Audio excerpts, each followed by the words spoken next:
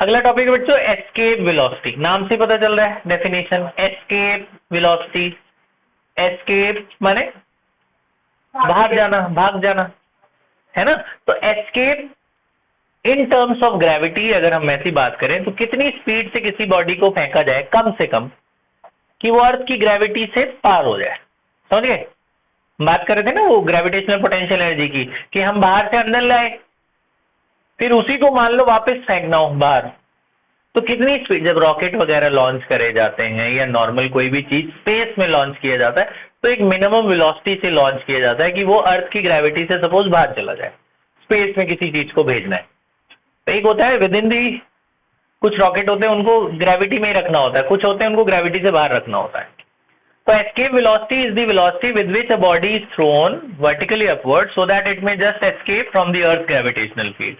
अर्थ की ग्रेविटी से बाहर फेंकने में कम से कम कितनी स्पीड चाहिए, तो अभी हम निकालेंगे कितनी चाहिए, देखो जरा।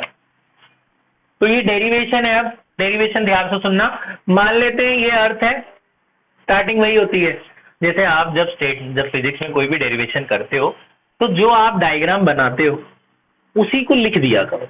यही बिना स्टेटमेंट के मार्क्स काट देते हैं वो लोग कई बार। स्टेटमेंट लिख दो, कंसिडर वगैरह स्टेटमेंट वही है कि भाई consider a body, consider earth to be a sphere of mass m and radius r। ठीक है जी। अब हम अर्थ के सरफेस पे हैं, वो छोटी बॉडी जो है उसका मास है m, यहां से हमने इसको फेंकना है। कितनी स्पीड से फेंके कि ग्रेविटी से बाहर चली जाए। पहले इस बॉडी और अर्थ के बीच में कितना फोर्स होगा, बताओ कितना फोर्स होगा? Gmm divided by r square. R है ना इनके बीच का distance, Gmm divided by r square. ठीक है। तो ये क्या करते हैं, जब भी किसी चीज को फेंकना होता है ना तो एकदम सरफेस पे थोड़ी दूर लेके जाते हैं। मान लो हम यहाँ पे हैं, किसी हाइट पे ले जाते हैं। जब कोई भी स्पेस स्टेशन वगैरह बनाया जाता है तो एक हाइट पे रखते हैं ना किसी भी बॉडी को, फिर वहां से फेंकते हैं। ठीक है। तो मान लेते हैं बॉडी यहां कहीं है, उसका अर्थ के सेंटर से डिस्टेंस कितना है x। तो यहां पे जब बॉडी पहुंची है, अब इनके बीच में फोर्स क्या होगा? G बड़ा M छोटा m divided by x square. ठीक है। ले हम यहीं से गए हैं, इसको भी काउंट करेंगे अभी, लेकिन हम पर्टिकुलर हाइट पे जाके फिर बॉडी को लॉन्च करेंगे। तो अब हम ले लेते हैं वही स्टार्ट वैसे ही करेंगे जैसे आपने ग्रेविटेशनल पोटेंशियल एनर्जी की डेरिवेशन करी थी। पहली लाइन क्या थी, इसके बाद क्या निकाला था हमने? फोर्स के बाद हमने स्मॉल वर्क डन निकाला था, तो वही करेंगे। Small work done for distance क्या था? स्मॉल डिस्टेंस है ना। Small work done for distance, क्या डिस्टेंस था? dx इज वर्क डन का क्या फॉर्मूला होता है बेटा? Force into distance. फिर हमने फोर्स की वैल्यू डाल दी थी। फोर्स की क्या वैल्यू होती है? Gmm divided bye x square. ये आ गया था स्मॉल वर्क डन। फिर उसके बाद हमने क्या किया था? फॉर टोटल वर्क डन हमने इसे इंटीग्रेट किया था। फॉर टोटल वर्क डन, जिसने पिछली वाली डेरिवेशन सुनी थी, for total work done from, कहां से कहां, बॉडी को कहां से कहां फेंकना है? अर्थ के सरफेस से हमने उसे कहां फेंकना है? इन्फिनिटी तक। तो फ्रॉम कहां? R to infinity. पिछली बार उल्टा था ना, पिछली बार हमें इन्फिनिटी से कहां लाए थे? आर पे। अभी हमने सरफेस से वहां फेंकना है, तो सरफेस से इसका कितना डिस्टेंस होगा? आर। आर से हमने कहां फेंकना है उसे? इन्फिनिटी तक। तो इंटीग्रेशन करोगे दोनों तरफ, इधर भी इंटीग्रेशन होगा, इधर भी इंटीग्रेशन होगा। कहां से कहां तक, क्या लिमिट लिखूं?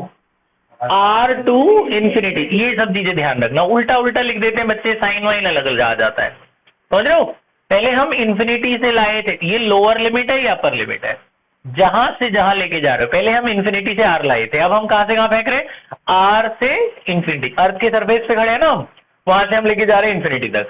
अब बाहर dx तो है ही, आपको याद होगा। dw का इंटीग्रेशन बोलो।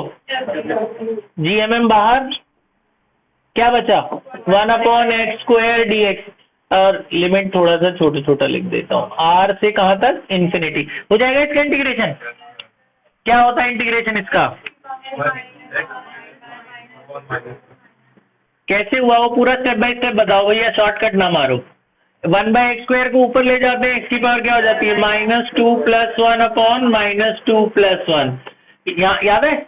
Gmm बाय दिस क्या आया था ये -1/x, लिमिट कहाँ से कहाँ तक है, ये माइनस बाहर ले लेते हैं ना हम, पहले upper limit minus lower, upper limit क्या है इन्फिनिटी, लोअर लिमिट क्या है r, 1/∞ क्या होता है 0, है ना।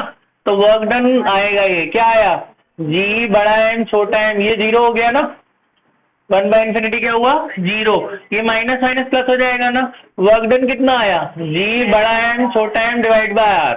ये बात समझ में आ गई। इसको फर्स्ट इक्वेशन, जैसे हमारी डेरिवेशन यही खत्म हो गई थी, एस्केप वेलोसिटी 2-3 लाइन और आगे जाएगी, 4 लाइन। अब लगाते हैं बेटा work energy theorem, from work energy theorem. Work energy theorem याद है किसी को, वर्क डन चैप्टर में किया था, वर्क एनर्जी थ्योरम बताओ किसको याद है, what is work energy theorem. Very good, यही होता था ना, वर्क डन बराबर होता था final kinetic energy minus initial kinetic energy, यही होता था ना, है ना। तो वर्क डन बराबर काइनेटिक एनर्जी इन शॉर्ट। तो वर्क डन तो ये निकाल चुके हैं, वर्क डन कितना है Gmm divided bye r square, है ना।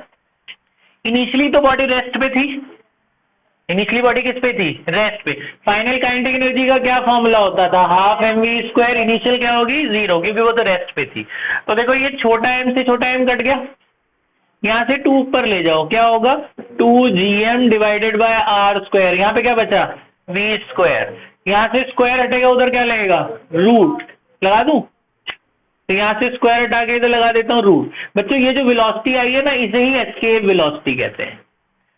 एक लाइन और है अभी, एक फॉर्मूला ये है एस्केप वेलोसिटी का, एक और है। आपको याद है मैंने कहा था एक छोटा g का फॉर्मूला याद रखना है, चैप्टर में बहुत काम आएगा। दिख रहा है इनको,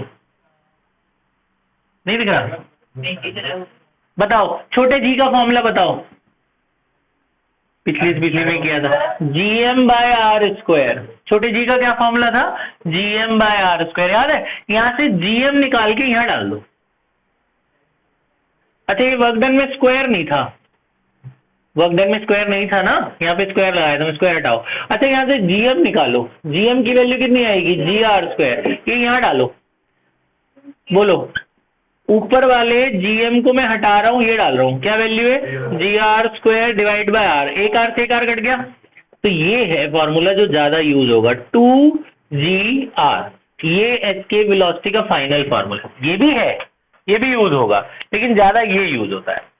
एस्केप, आप सुनो, एस्केप वेलोसिटी का फॉर्मूला यही क्यों यूज होता है, देखो छोटा g तुम्हें पता है 9.8, रेडियस ऑफ अर्थ भी पता है तुम्हें 6400 किलोमीटर, छोटा जी पता है ना 9.8, रेडियस ऑफ अर्थ कितना है 6400 किलोमीटर। इन दोनों की वैल्यू डाल के सॉल्व करें तो मैं तुम्हें सीधा वैल्यू बता रहा हूं, याद कर लो 11.2 किलोमीटर पर सेकंड। अगर तुम किसी बॉडी को इतनी तेज फेंक दो, 1 सेकंड में 11 किलोमीटर चली जाए, तो वो अर्थ की ग्रेविटी से बाहर हो जाएगी, इतनी तेज फेंकी जाती है, मतलब मिनिमम स्पीड है ये, इससे ऊपर फेंकोगे तो होगी। So this is the escape velocity of a body from the earth gravitational field to outside.